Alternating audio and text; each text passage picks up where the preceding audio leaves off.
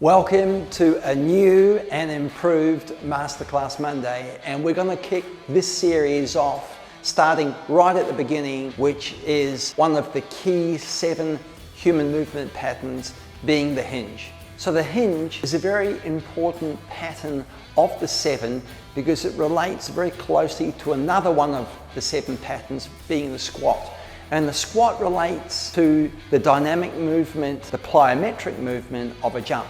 So whether we're jumping vertically or horizontally, we need to train dynamism in our hinge. So how do we train the hinge? We can train the hinge in several ways. The first one, and the most common one, the kettlebell swing. So the kettlebell swing can be performed in a way that highly complements the hinge. The sad thing is that most people don't do a very good kettlebell swing and therefore are not training their hinge pattern very effectively. And second is our hip thruster we do on the glute machine. So today we're going to explore both of those movement patterns. So what is a hinge? We're going to have Kate demonstrate a hinge pattern for us. That's a hinge. Just a simple break of the hip. So a flexion and then an extension. Flexion in the hip, extension in the hip. So how do we translate the hinge to a kettlebell swing? Very simple. We do the same pattern with the kettlebell in our hands. Nice, simple movement. The bell is being generated, the movement of the bell is being generated by her hips, not by her arms. How does a kettlebell swing translate into a dynamic movement?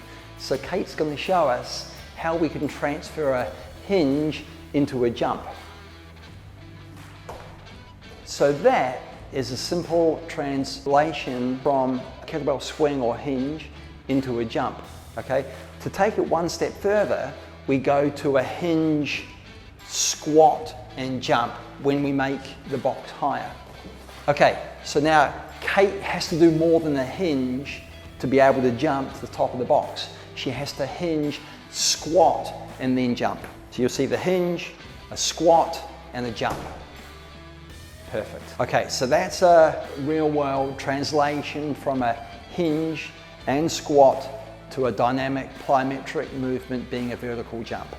We've demonstrated the kettlebell swing, which helps hip hinge function. We've also shown you some jumps. Now we're going to show how we really create a dynamic hip movement by using the glute machine. So Kate's in the machine now. She just goes ahead and does her pattern. So the benefit of this is that we can load it a lot higher. We can use a lot more weight when we use the glute machine to load this hip hinge pattern, which will then translate through to higher, more dynamic jumping. That's it for this first new improved Masterclass Monday. For more information, check the links below, and looking forward to seeing you next week.